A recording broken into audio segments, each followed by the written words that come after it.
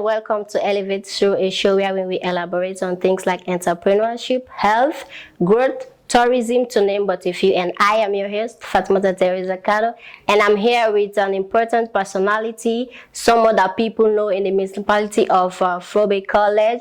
He is an activist, but we give him the honor to please introduce himself. Over to you, sir.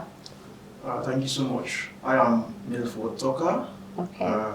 Third-year student pursuing a bachelor's degree in gender research and development studies. All right. Yeah, so that's it for now. Okay, he's Milford Tucker. Well, we are here to elaborate on human rights. So, please, Mr. Tucker, can you please describe or explain human rights in a simple and straightforward way? Well, the word itself, like you rightly said, human rights. Yes. Human rights are basic rights, you know. These are rights based on our existence as human beings. We are supposed to enjoy this right. We are supposed to exercise. We are also supposed to utilize this right because it ours. Okay. To some extent, someone might tell you this right belongs to us. It can't be taken away from us. All right. At the same time, it is also important that during the process of enjoying or exercising this human right, we call them fundamental human rights also. All right. It's also important to note that down. So you should note it down that in as much as you are entitled to this right, you also have limitations as well. So which by extension tells you that to every right there is also a responsibility. So okay. In some way, human rights, these are the inalienable, which simply means a right that can't be taken away from us. All But at right. the same time, you note it down that to every right there is a responsibility. And we as human beings are supposed to enjoy and also exercise this right because it's ours. All right. So, what are some of those rights and its importance to us? Sure, we have different rights ranging from civil, political, economic, to name but a few. To name some of these rights, we have, for example, we have the right to vote and be voted for. Of course. Which simply talks about that, what we call, in other term, franchise, which simply means you as an individual, you have the right to vote when you have attained the age of 18. Okay. You also have the right to be voted for, which simply means you can aspire for any positions that requires the populace to go in and vote you in. Also, we have right to life, which is very, very important. Yeah, it's important. Because you have the right to live. Sure. We also have right to freedom of speech. You can say whatever you want, but at the same time, like I told you earlier, to every right there is a responsibility. It is your duty as a citizen to make sure you don't do anything contrary. It's either you refrain from slander or libel. That is one, probably it's something that aligns with the right of freedom of speech and expression. We have so many of these rights. Of course, there are so many. Definitely. But as you know, we have the right to vote the past election. Everybody go out and cast his or her vote. That's the main thing. And also, what are some of the most pressing human rights that we are facing in the country? Or let's just take Sierra Leone to be specific. Sure, definitely. Well, honestly, that's the sad truth, because in as much as these rights are ours, but at the same time, majority, the populace have been deprived of their right to some extent. We have pressing issues, human rights issues. Yes. To be specific, In most cases, in as much as I told you earlier, I'm a gender student, so things I do, I like to bring in the gender dynamics of how things unfold with regards human rights issues. We have what we call civil rights issues, yeah? It is evidence in all of that. Majority of women, don't have the privilege and not opportune. In most cases, are being segregated and also being pushed away from enjoying this basic right just because of their gender.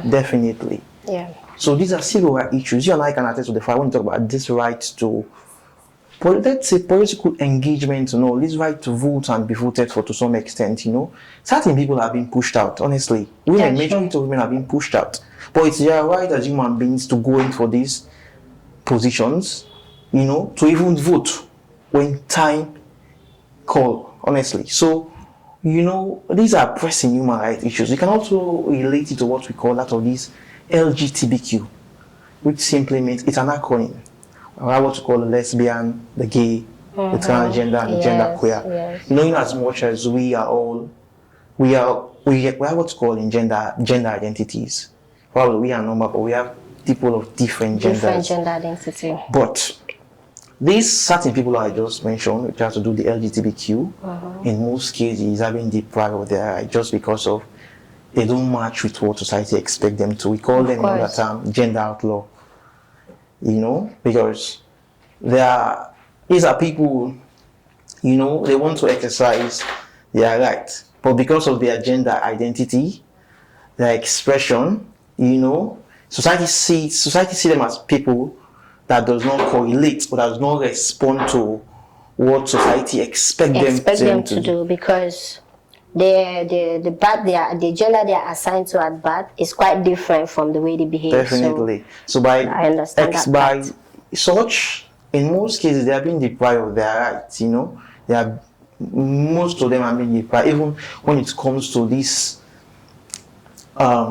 access, these land issues as well. I think it was 2007. You are what to call the Three Gender Act, and one of those we have what to call the Devolution of Estate Act, which gives women the right to actually own lands as well. Yes. But it's not been practiced. It's not been seen. They are being deprived. Of course, in so many areas they are being deprived. So we have different human rights issues all over the world. Talk about human trafficking. Talk about the refugee crises. So many other, to name but a few. Okay, that's very good, and that's been a pressing issue, affecting women, because they are not given the platform, they are not given the right to do certain things, which is very bad, It's very bad. Is there any recent development of human rights? Yeah, to some extent, one might say so, because I believe, we have different people coming out, different organizations trying to see that. Trying to do the right thing. Yeah, making sure that people enjoy this right because it's theirs, so they should enjoy it. They should not be deprived of it. That's why United Nations is a very important instrument you can use. You have to elaborate on a question like this because they have always been a day one instrument. Since its inception. They have always been a day one instrument that human rights, these are rights that should be enjoyed and exercised by everybody, devoid of race, color, religion, or status. We don't care. You need to enjoy this right. That is why it is universal. It cut across. When it becomes like an instrument, a bill, that what happens here, if Sierra Leone is a treaty to this particular document being signed, automatically the same is being applied to another country who is a treaty to this particular instrument. All right, thank you very much, Mr. Toka. We'll be right back after a short break.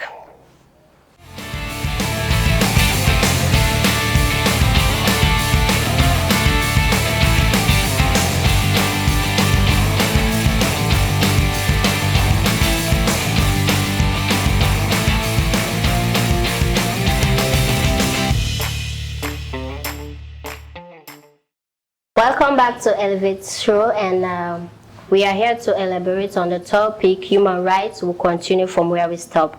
Mr. Toka, I really like your surname because they say people with that surname talk a lot. Is that true? I know sometimes when it be, not all the time. Confirm.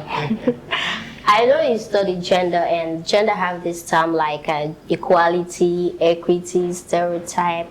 So how can you relate gender equality to human rights and way forward to achieve it? Sure, how can I relate gender equality to human rights? Human rights, like I told you earlier, it's our right, These are right we should enjoy. These are right that should not be taken away from us. These are right. That's why it's fundamental. It's mandatory that you enjoy this right. Now the gender dynamics comes in when there is a little bit of it's partial when there is a little bit of partial treatment. When there is a little bit of injustice. Okay. The manner at which these rights have been accorded, it's been used.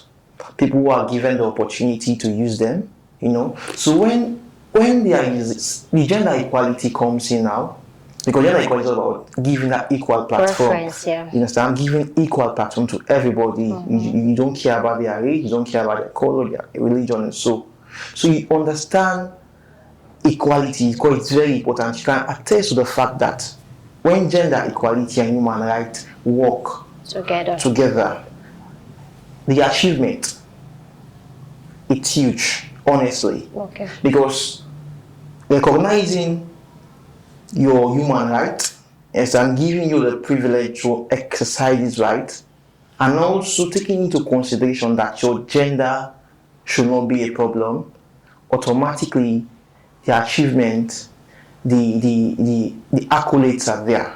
You can attest to the fact that when human rights and gender equality are in play, automatically there will be no differences in manner at which just be equal. Definitely, in terms of job or employment, in terms of earning salary, Yes. In terms of even when it comes to education itself, there is what we call a right to education. But some years back before now, it has been proven that majority of women are denied. Yeah, honestly. Right. So good. So you see, this is like the connection between gender and human rights issues. Yeah. So you get it that when these things are missing, automatically, it does not encourage. It's a big problem. Any growth, honestly. Yeah. But with gender and human rights in play, like I told you earlier, the achievement is a must. There are a lot of things we are going to get from that. We are going to make sure we reduce poverty rate. We are going to make sure that everybody is treated equally in terms of gaining employment, education, leadership roles, so on and so forth. So that is it. All right, quick one before we round up. What can you say to people out there, that abuse, that deprive women from their rights? What can you say to them? Just a word.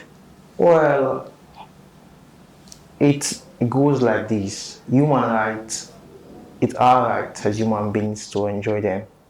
Let us refrain from pushing the majority of women from enjoying their basic human rights, because it's not a one-man thing. Yes. It is meant for everybody to enjoy, devoid of race, color, or religion.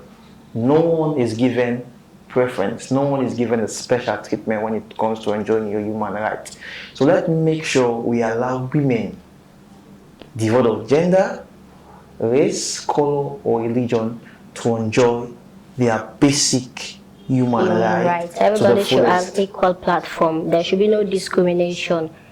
And both gender are equal, whether be it male or female, we are all the same. We all should have the same rights, the same freedom of speech, everything so far. And thank you very much, Mr. Tucker. It's a pleasure to have you here, and I hope you come in our next show. Thank you very much. And stay tuned. Please continue to watch Elevate Show, and I am your favorite host, Theresa Kanu. Thank you very much.